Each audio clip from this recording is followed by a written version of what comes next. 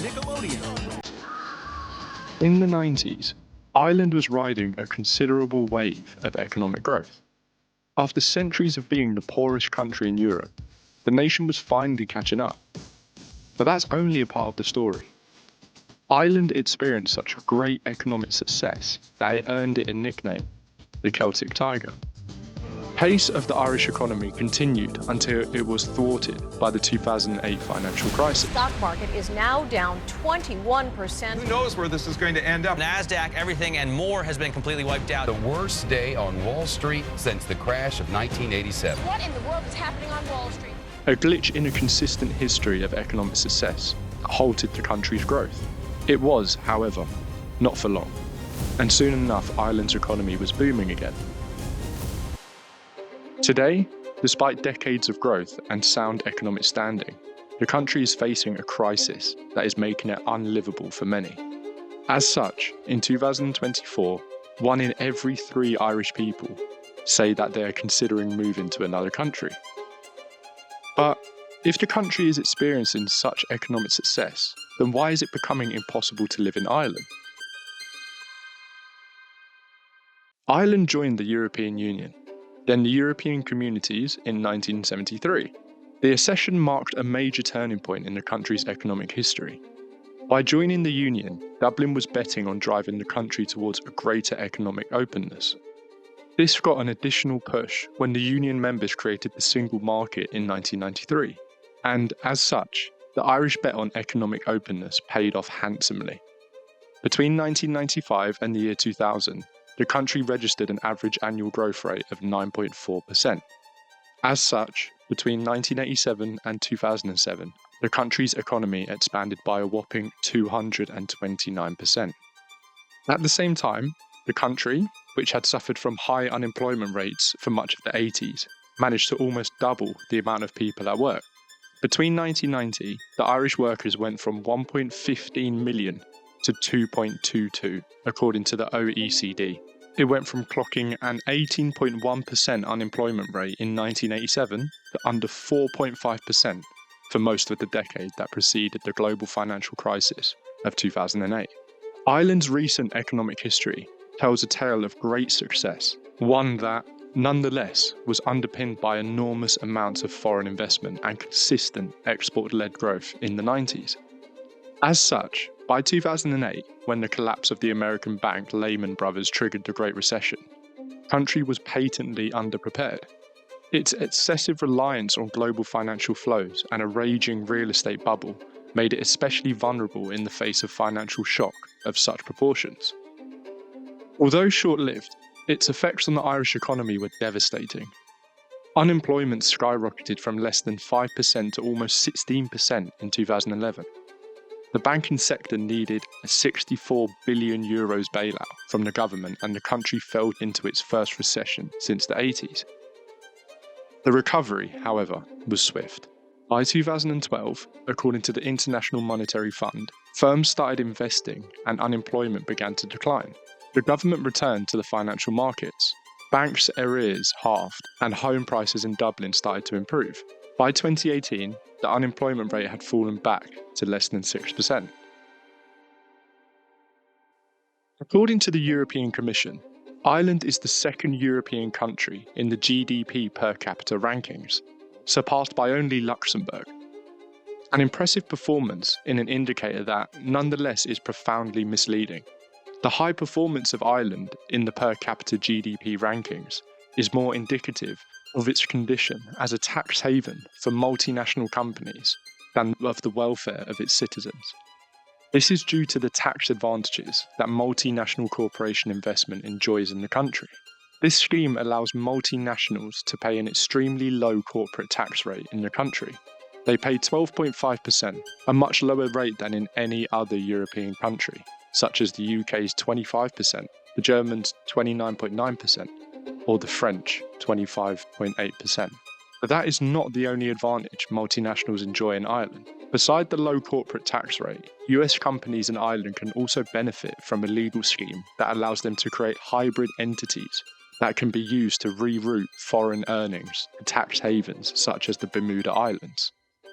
This friendly stance towards multinationals has brought the country considerable benefits, often at the expense of its European neighbours that see how the Celtic Tiger is utilised to avoid paying taxes in their territories.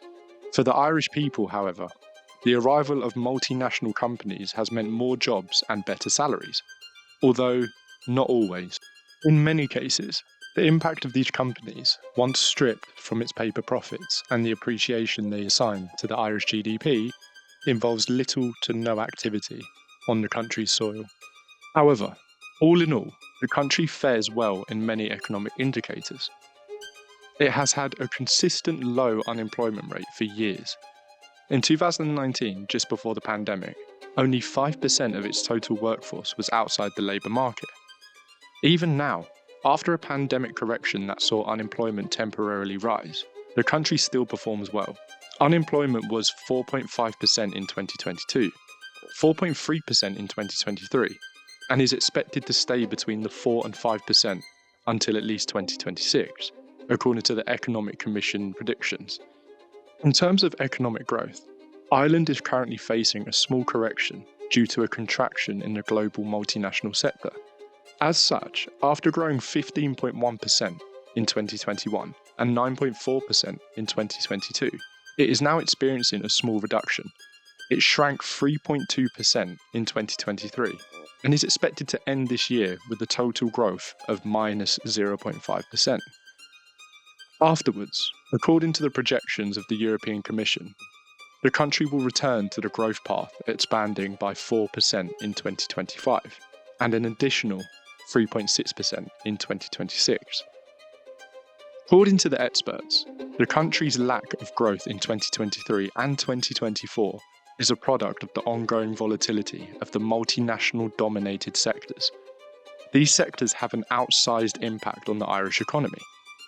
They account for more than half of the total value added to the economy and are especially vulnerable to the changes in the global economic environment, rather than just the national situation. Despite this, the indicators that exclude the effect of these sectors in the economy paint a different picture.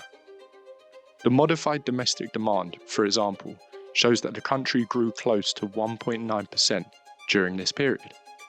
In an apparent absolute disregard of Ireland's sound economic situation, a survey carried out by the real estate group RE/MAX in 2024 showed that 1/3 of Irish people were seriously considering moving to another country. But why are Irish looking to move abroad if the economy of their country is doing so well? The answer might be found in the same survey. 1/5 of those who took the survey declared that they were struggling to afford their housing costs. And that is because the country, despite its strong economic performance, is facing a raging housing crisis. One of the roots of the problem is, plain and simply, the lack of housing. According to a 2024 report by the country's Housing Commission, Ireland is facing a housing deficit. The results of this report show that per the Irish 2022 census, Ireland needs between 212,500 and 256,000 new houses in order to be able to accommodate its population. The report by the Housing Commission points to 4 factors contributing to the housing scarcity. In the first place, to low levels of construction for most of the decade that followed the 2008 global economic crisis. In the second place, to a household size that remained static for the same period. In the third, to low levels of availability of rental and owner-occupied housing. And lastly, to the high rates of homelessness. The truth is that the situation on the ground is serious. About 2/3 of the Irish aged 18 to 34 still live with their parents, a rate that places the country at the top of the ranking among its European neighbours. Another report by the Irish Central Bank from September 2024 pointed out that the Irish housing market has been subject to a decade of undersupply, during which house prices and rental growth have outstripped income growth and stretched affordability. According to Ireland's main banking institution, the country would need to build 52,000 new homes per year until 2050, an amount that requires the country to almost double its current output by nearly 20,000 extra units per year. Simultaneously, This lack of supply is having a direct impact on the housing prices. Over the past decade, the growth of residential property prices has exceeded that of wages. As such, between 2012 and 2022, the amount of money that the Irish were required to pay for housing rose a whopping 75%, outpacing the 27% increment in what they were earning. Besides the dire housing situation, the country has also been experiencing high levels of divisiveness. The worsening of the relations between the citizens of the country snowballed in November of 2023 into a series of public disorders led by far-right organisations. In Dublin, the protesters clashed with the police, leaving a trail of burned cars and looted stores. The protests were fostered by extremist groups that used the economic struggles of the population to encourage people to take to the streets. They also rallied people against immigration in the wake of a high-profile attack that had shaken the country the year before, and they encouraged people to take the streets in a violent way. Not everything is lost for Ireland. Even in the face of considerable crisis, one that is familiar to many of the developed nations across the globe, there are a series of levers the country could pull in order to improve the living standard of its population. According to a report by the organisation Social Justice Ireland, there are a set of measures that can help alleviate the strain the housing market is placing upon its population. First, it would be productive to put all the vacant and derelict properties back into circulation. According to the estimates, the number of these types of properties sits between 102,000 and 164,000 homes, which means putting them into use could give the housing market a significant boost. In the second place, Social Justice Ireland points to the possibility of building more social housing. This type of housing currently comprises about 9% of the total market, far below the levels of other European countries, such as France's 17%, Austria's 24%, or Netherlands' 29%. The alternative, not addressing the situation, might keep making the country unlivable for many, a context in which a lot of Irish people might end up being convinced to leave the country.